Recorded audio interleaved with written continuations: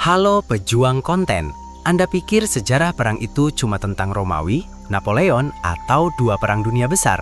Ngawur! Perang paling brutal, paling terorganisir, dan paling tidak manusiawi, itu adanya di halaman belakang rumah Anda. Kita bicara tentang Perang Dunia Semut.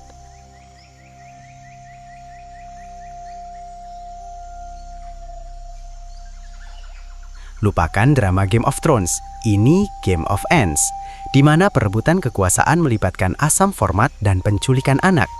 Siapa yang butuh F-16 kalau punya rahang yang bisa memotong daun jadi berkeping-keping? Kita akan berhenti melihat semut sebagai hama dan mulai melihat mereka sebagai tetangga militer yang sangat terstruktur. Sayangnya, mereka juga sangat haus darah. Mari kita bedah peradaban yang seharusnya kita takuti ini. Setiap peradaban militer harus punya pemimpin, dan di dunia semut, pemimpinnya adalah ratu. Dia bukan ratu yang duduk manis sambil minum teh. Dia adalah mesin produksi massal, pabrik telur berjalan. Dan uniknya, di kerajaan semut tidak ada oposisi. Ratu tidak perlu khawatir digulingkan, karena semua tentaranya adalah saudaranya. Bayangkan, punya tentara yang loyalitasnya 100%, karena DNA mereka sama. Ratu ini mirip CEO perusahaan yang punya karyawan budak yang tidak perlu digaji. Kalau ada manusia yang bisa bikin sistem begini, pasti sudah jadi miliarder tanpa harus repot bayar BPJS. Mereka benar-benar jenius dalam manajemen sumber daya manusia, atau lebih tepatnya, sumber daya serangga. Sekarang, mari kita bahas kasta yang paling menyedihkan, prajurit. Prajurit semut ini tidak punya nama, tidak punya libur, dan misinya cuma satu, lindungi ratu dan bunuh semua yang berbeda bau. Mereka adalah pasukan yang sempurna, tidak takut mati, dan tidak pernah mogok kerja menuntut kenaikan upah. Mereka lahir dengan rahang super besar yang fungsinya setara dengan granat. Analogi paling tepat, mereka adalah drone organik. Mereka dikirim ke medan perang dengan satu instruksi kimia, dan mereka akan melakukannya sampai leher mereka putus. Coba bayangkan kalau negara kita punya prajurit yang semurni ini. Oh, tapi tunggu. Manusia kan terlalu banyak drama dan terlalu banyak mempertanyakan gaji. Kenapa semut berperang?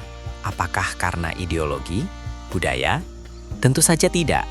Semut berperang karena hal paling primal, lapar dan teritori.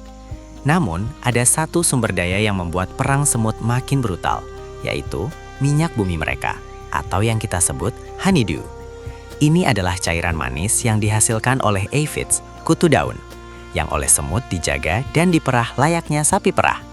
Jadi, ketika satu koloni menemukan ladang aphids yang kaya, koloni lain pasti akan datang membawa pasukan. Ini adalah perang yang sepenuhnya didasari oleh kerakusan karbohidrat. Ironisnya, mereka berperang untuk hal manis, tapi hasilnya sangat pahit. Mirip kan dengan perang manusia yang seringnya juga cuma masalah saham.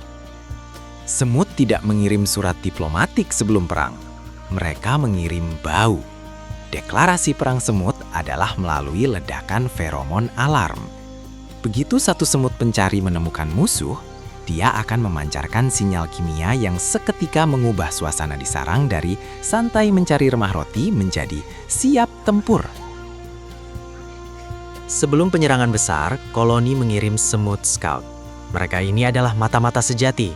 Tugas mereka adalah menyusup, mengukur kekuatan musuh, dan yang paling penting, mencuri bau musuh. Di dunia semut, bau adalah identitas. Kalau Anda berbau asing, Anda akan dibunuh. Semut scout yang cerdas bahkan bisa meniru bau musuh untuk menyusup lebih dalam. Bayangkan, mereka punya unit intelijen yang bekerja berdasarkan bau ketiak.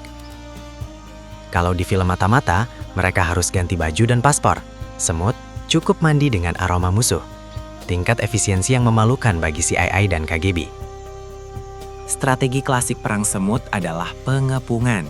Ini bukan hanya menyerang, tapi membuat musuh kelaparan. Pasukan akan membanjiri pintu masuk sarang musuh. Tujuannya, mengunci semut pemanen di dalam dan mencegah bala bantuan masuk. Ini taktik yang brutal, matikan logistik musuh dan seluruh kerajaan akan runtuh.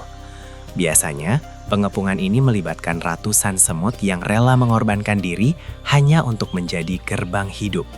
Semut yang bertahan di dalam harus memilih, mati kelaparan atau keluar dan menghadapi serbuan ribuan rahang di lorong sempit. Pilihan yang menyenangkan ya. Inilah mengapa Anda harus menghormati semut. Mereka tidak hanya mengandalkan otot, tapi juga ahli kimia yang cerdas. Dan yang terpenting, murah meriah. Kalau ada pasukan di dunia semut yang pantas mendapat julukan mesin perang tak terhentikan, itu adalah Army Ants atau semut tentara. Mereka tidak membangun sarang permanen. Mereka hidup nomaden, bergerak dalam formasi kolosal yang bisa mencapai 200.000 hingga 700.000 individu. Mereka ini adalah tank hidup. Ketika mereka bergerak, semua yang ada di jalurnya, serangga, laba-laba, bahkan kadal kecil, akan dimakan hidup-hidup. Mereka tidak menyerbu untuk teritori. Mereka menyerbu untuk membunuh dan mengonsumsi. Mereka adalah kengerian biologis. Melihat Army Ants bergerak seperti melihat bencana alam yang berjalan.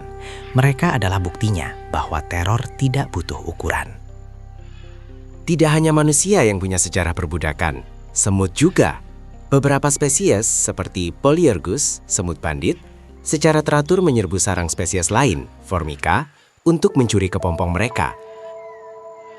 Ketika kepompong itu menetas di sarang Polyergus, semut muda itu secara otomatis menjadi budak yang bekerja. Mereka membangun, merawat larva, dan mencari makan untuk tuannya. Lucunya, si tuan, si Polyergus, terlalu malas atau terlalu spesialisasi dalam perang, sehingga mereka tidak bisa mencari makan sendiri. Mereka sangat ahli dalam menculik, tapi payah dalam mencari sarapan. Ini adalah ironi peradaban. Anda menindas spesies lain hanya karena Anda terlalu malas untuk memasak. Dalam pertempuran skala besar, semut menggunakan formasi yang mengejutkan. Yang paling sering adalah taktik kepala mati. Semut-semut terbesar dengan kepala dan rahang yang tebal, Major Soldiers, membentuk barisan pertahanan terdepan, menyerang serangan musuh. Di belakang mereka, semut minor yang lebih gesit menyerang sayap. Mereka tidak peduli berapa korban di garis depan. Tujuannya adalah memecah formasi musuh, seperti gelombang yang menghantam karang. Ini adalah strategi militer yang dingin dan kalkulatif. Korbankan yang besar untuk membuka jalan bagi yang kecil. Jelas, di dunia semut tidak ada dewan kehormatan prajurit. Logistik adalah kunci. Ketika semut menangkap musuh, mereka tidak hanya membunuhnya. Mereka mengangkutnya kembali ke sarang sebagai sumber protein. Ini efisiensi maksimum. Musuh yang mati menjadi makan malam. Selain itu, semut juga sangat pandai dalam evakuasi korban. Semut yang terluka akan diangkut kembali untuk dirawat. Ya, mereka punya sistem medis darurat. Tapi jangan senang dulu. Perawatan itu agar mereka bisa kembali bertarung. Atau jika sudah terlalu parah, mereka akan diolah menjadi pakan larva. Sekali lagi, tidak ada limbah di kerajaan semut. Bahkan kematian pun berguna. Bahkan di peradaban yang sempurna pun ada perpecahan. Perang saudara terjadi ketika koloni menjadi terlalu besar dan terlalu jauh dari ratu asli. Akibatnya, bau kimia, pheromones, yang menyatukan mereka mulai memudar. Semut-semut yang tinggal di ujung terowongan mulai merasa berbeda. Ketika dua subkoloni yang awalnya bersaudara bertemu kembali, mereka saling mencium bau yang tidak dikenal dan langsung mendeklarasikan musuh. Ini adalah tragedi identitas yang didasarkan pada kurangnya deodoran. Konflik besar di dunia ini seringkali dimulai dari perbedaan sepele, dan semut membuktikannya. Bau yang berbeda bisa memicu genosida. Ketika sumber daya menipis, koloni harus membuat keputusan kejam. Siapa yang boleh hidup? Semut pekerja atau tentara yang terlalu tua atau terluka parah seringkali dibiarkan mati atau bahkan dibunuh oleh kawanannya sendiri. Ini bukan kejahatan, ini manajemen sumber daya yang dingin. Mereka tidak punya panti jompo, mereka punya prinsip, jika kamu tidak berkontribusi pada produksi telur, kamu menghabiskan oksigen. Sungguh pelajaran yang keras bagi kita manusia yang selalu sibuk memperdebatkan dana pensiun. Jadi, apa pelajaran dari semua kegilaan perang semut ini? Semut mengajarkan kita tentang efisiensi brutal, kolektivitas tanpa ego, dan manajemen sumber daya yang dingin. Mereka menunjukkan bahwa peradaban yang paling sukses adalah yang paling terorganisir, tidak peduli seberapa kecil ukurannya. Kita sering menganggap kita adalah spesies yang paling unggul, tapi lihatlah, semut tidak pernah kesulitan menyamakan visi dan misi. Mereka tidak punya rapat yang tidak perlu atau politisi yang korupsi. Mungkin kita harus berhenti melihat ke bintang dan mulai belajar dari tirani kecil yang merayap di kaki kita. Ingat, ketika Anda melihat semut membawa remah roti, itu bukan sekedar makanan. Itu adalah hasil logistik militer yang sempurna. Mungkin hasil rampasan perang dari tetangga yang baru saja mereka hancurkan.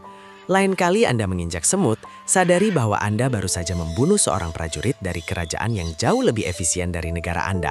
Jadi, hormatilah mereka atau siapkan pembasmi hama terbaik. Karena di bawah tanah sana, drama perebutan takhta tidak pernah berakhir. Sampai jumpa di kisah brutal berikutnya. Jangan lupa like, subscribe, dan sebarkan video ini sebelum pasukan semut menemukan sarang Anda.